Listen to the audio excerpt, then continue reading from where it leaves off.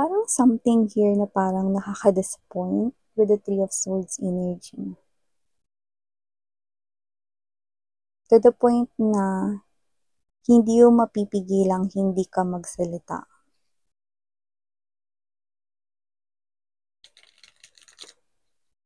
Possible na magkahalong inis, galit, and at the same time, lungkot na din. So let us see, what is this all about? Archangel Michael, thank you so much for being present here in this reading together with our beautiful angels and guides, ancestors of my collective people, may mga nakshis. Mga nakshis, thank you so much. You're always here with me. Let us see what's happening here for you guys.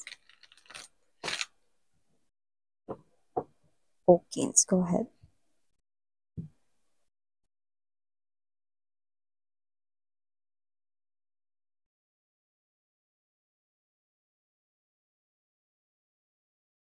Oh. Oh. Interesting.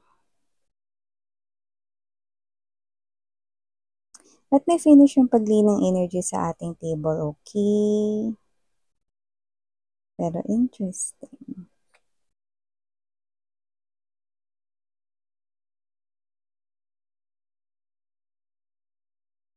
Human beings ay talagang may natural na ganon.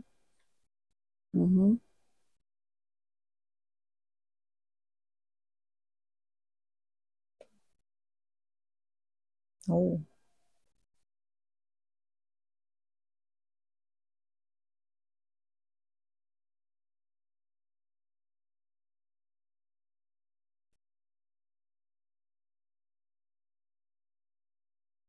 You're dealing here with someone who's different from you. Pwedeng literal na different sa inyo. Pero posible yung mga babes na pagdating sa status no, sa life, mukhang mas nakakaangat kayo. Pwedeng mas may success sa inyong energy compared with the person here that you're dealing with. But, okay, let's keep moving. Okay. Okay. Your feelings are all valid, mga babes, no? At dito sa channel na to, wala tayong judgment. Okay? So, before we start, no, pag-usapan ito more, let me just greet muna ang lahat. Hi and hello there, newbies, new subscribers. Ako si Yan, welcome tuloy. At sa mga retaining viewers, thank you po sa inyong walang sawang suporta. At syempre mga babes, wala po tayo ditong gender, babae, lalaki, LGBT, lahat kayo welcome. Pwede nyo rin pong i-flip yung roles if you want. And of course, at the end of the day, always have your free will with you na free nyo pong gamitin anytime, anywhere. So, I do see na mukhang ito yung first time na pwedeng sa iba, first time ninyo na ipapakilala sa inyong family or kung hindi sa family, no, sa inyong mga kaibigan, no, ang isang karelasyon. Yan, no? So, papakilala ninyo yung boyfriend, girlfriend ninyo, no? Sa inyong parents, no? Iba siguro parang pamamanhikan na rin to. Feels like ganon, no? Yung vibe ng air, no? So, excited. Excited dito yung family mo. Kung family mo man to na mamimit ang iyo ritong person, no? Yung iba naman, excited din mga friends mo to meet, no? Kung sino man yan na bingwit ng iyong puso, no? Or nakahuli ng iyo ritong kiliti, no? Pagdating sa pagmamahal, love, no? Excited sila to know who is that lucky person na mahal mo. Yan, no? So, these people right here, whether they're family mo or their friends mo, pinaghandaan nila ito. So, pwedeng sila to, no, na magluluto, syempre maghahanda ng mga putahe, mag-effort sila, no? Na magluto rito ng mga masasarap na mga foods, no? Dishes, no? Na isa-serve sa table, no? Yan. So, very welcoming ang energy nila, no? Nung sinabi mo sa kanila na ipapakilala mo yung iyong person, no?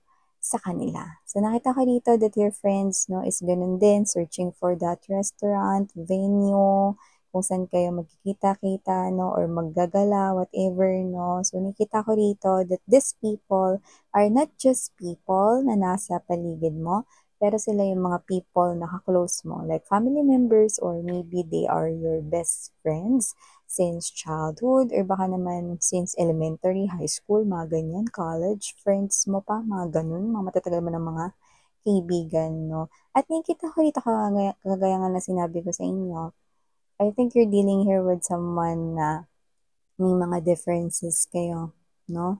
And I do pick up that kung sino man tong energy na to, no, possible na siya ay um, iba yung kanyang kulturang kinalakhan. Puwede rin naman na magkaiba ang inyo rito na background or religion 'no, may mga gano'n. Possible din mga babes 'no, na pagdating sa status sa life, possible na kung sa trabaho mas mataas yung iyong posisyon or possible na mas malaki kang kumita compared with this person right here, no? Basta meron ditong energy na may mga differences kayong dalawa at hindi naman nawawala yun kasi lahat naman tayo may kanya-kanya ritong uniqueness, 'di ba? So, this person right here, no, up until the day na ipapakilala mo na siya, no, with your favorite people sa life mo, no, Tower King. Anong sinabi ko kanina while laying all the energy sa ating table, human beings ay may natural na gano'n. Ano yung tinukoy ko dun? Yun ang tinukoy ko ay walang iba kundi yung pagiging judgmental at pag-e-expect. 'Di ba? When someone expects, someone thinks a lot of mga bagay, mga situations, no, na pina-fantasize nila. So, nagkaroon sila ng mga expectations with this person. Okay? Kasi they're like, oh, talaga, ipapakilala mo na sa amin yan. Ako, who's that lucky guy ba? Who's that lucky girl ba? No, yan. Or, talaga, anak, mapakilala mo na sa amin yung boyfriend mo or girlfriend mo. Sige, yan o. May mga expectations na yan, yung parents mo, kapatid mo, yung family mo, no, yung mga friends mo, kung mga friends mo man ito. So, nakita ko dito, no, may sinet silang expectations, no, sa kanilang mind. Mhm. And then, after seeing your person here, your person is being judged na agad physically, okay? At nakita ko dito, no, na syempre, may mga katanungan, no? Pag nag-usap-usap na yan, no? May mga nakikita ko rito mga questions na posibleng magpatigil sa'yo or parang matigilan ka rito, no? So, nakita ko yun here. So, whatever the case may be, biglang parang nagbago yung energy ng family mo or kung friends mo man to after seeing that person or after that day, no? Napansin mo na agad na parang nung una pinaghahandaan nila makita yung person mo. Okay?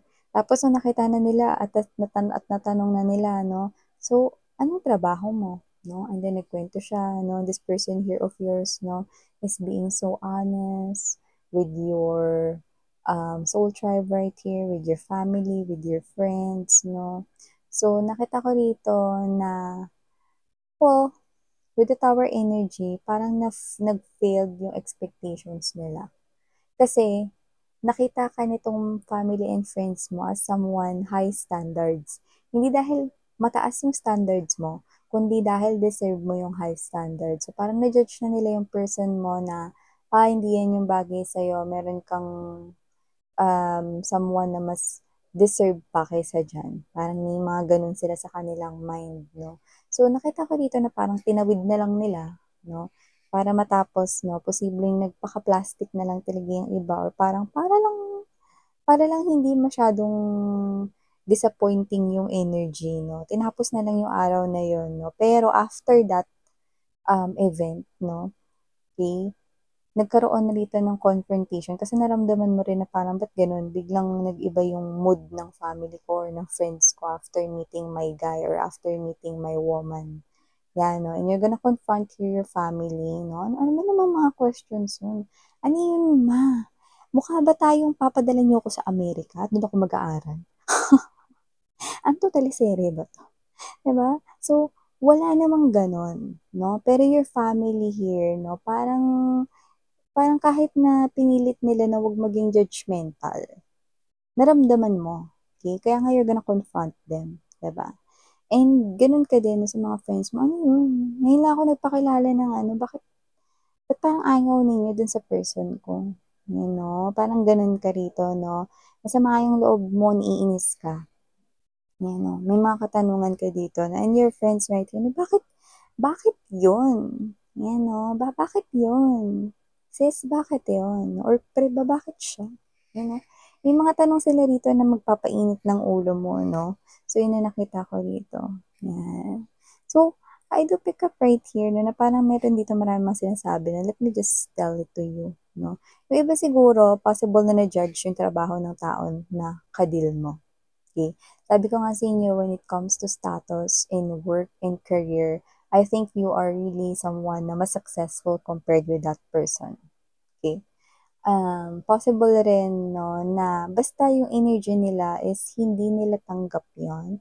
At meron din ako nakita ditong energy na possible na nagulat sila because, yan 'no, excuse me dun sa mga LGBT, mga mahal 'no, meron kasi dito mga energies 'no, halo-halo na kasi 'to, okay? I need to read it 'no. So, meron ditong mga nagulat 'no, na ang dinala ninyo na person is yung same ninyong gender. So, possible na nagulat 'no, ang inyong family or friends na hindi nila alam na ang ka-in relationship mo pala is same gender mo, 'no?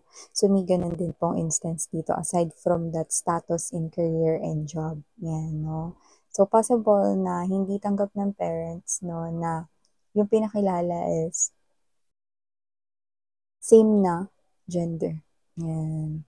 So, aside from that, I'm also picking up right here na yung iba naman possible na na-judge based sa physical appearance because you are pretty, you are beautiful, you are handsome, no, and your person could be someone na, hmm, medyo lang 'no, or parang normal lang sa paningin nila 'no, yung itsura or yung iba possible na walang itsura 'no, kasi they're being judgmental right here 'no. So, I have to tell it, 'yan. And also, nakikita ko rin dito 'no, na possible na jinudge rin nila dun sa the way that person dress 'no, or whatever 'no. So, yeah, these people right here could be, somewhat na-judge nila yung person mo 'no. Maybe nakita nila or naano nila na, oh, that person 'no is wearing a fake brand 'no, which is possible na kunwari nabili niya yun sa Divisoria 'no, pero meron talagang authentic 'no, na brand for that 'no. Let's say example, yung Adidas 'no, wala tayo ditong endorsement. Adidas, Nike, Puma 'no, may mga originals niya 'no, inside mga SM malls 'no, and other mga legit na mga shopping malls, 'di ba? But meron ding mga fake na ganyan na binebenta sa bangketa or like sa Divisoria. I'm not saying na it's something here na hindi dapat i-wear or whatever 'no. Pero dito kasi lumabas, so parang na-judge nila na, "Oh, your person daw is wearing somewhat hindi authentic 'no, or walang brand, hindi original 'no." So baka misspelled yung brand name or whatever 'no, so pati yun, 'di ba? So I really see na kung sino man 'tong mga people around you, these people look at you as someone na high pedestal. So, ang iniisip nila na mas nararapat sa'yo is yung kapantay mo or kaparehas mo, almost similar or same ng iyong standing sa life, okay? So, your loved ones 'no, thinks na you deserve much, much, much better kaysa sa pinakilala mo, 'yan. So, nakita ko dito mga babes na magkakaroon ng confrontation between you and your friends or between you and your parents or families over here 'no, for being rude or being parang pinaramdam talaga 'no, through energy na hindi nila gusto yung pinakilala mo or whatever 'no. Pero nakita ko dito mga babes 'no, na even though they're pointing questions na Bakit siya? Bakit siya? No? Alam mo yun, parang kahit na ang daming kamay na nakaturo, daliri na nakaturo, no? Bakit yan? Bakit yan, no? Or bakit yun? Bakit yun? Yung pinili mo, no? And this is you, yan, no? With the lover's card energy na, yeah, pahabol lang, no? Okay, I heard yung baka ikaw pa yung magpalamon dyan. Yan, no? So, possible na nga na meron ditong difference sa status ng financial. Yan. So, see, ang daming factors here, no? Kaya naman, just take only what resonates with you. Okay, everybody is may mga specific situations, but here, isa lang yung nakikita ko rito, main energy mo. The Lover's card energy, Nine of Swords energy, alam mo, nakaka-disappoint nakaka-disappoint pa. Kayo pa naman yung tinuturing kong family dito. Kala ko may iintindihan ninyo. Ano ba naman yung irespeto niyo yung person ko? Na hindi ko in-expect na yung mga taong malalapit sa buhay ko, sila pa yung magpapakita ng ganong klase ng pag-uugali sa harap ng taong mahal ko. Yan, no? So, I think you're gonna be like that, no? In front of them, no? After this event or after this pagpapakilala, no? And for others of you, it might happen while andun yung person mo. But for others, no? Posibleng nakaalis na or nakauwi na yung person mo that time, no? But here, I do see that everybody here is pointing fingers, no? Bakit siya? Bakit siya? Why him? Why him? No? And this is you. I love him. See? Or I love her. See? Oh, bakit siya? Bakit siya? Bakit siya? Bakit siya? Mahal ko siya. Simple as that. That is you. See? I do see that this is you. Okay? Everybody's telling right here, others sinasabi, baka di na yung niyan, baka ano, no? Yeah, everybody's being so judgmental here with your person. With the Eight of Pentacles energy, Ten of Cups right here, Seven of Pentacles right here. Okay?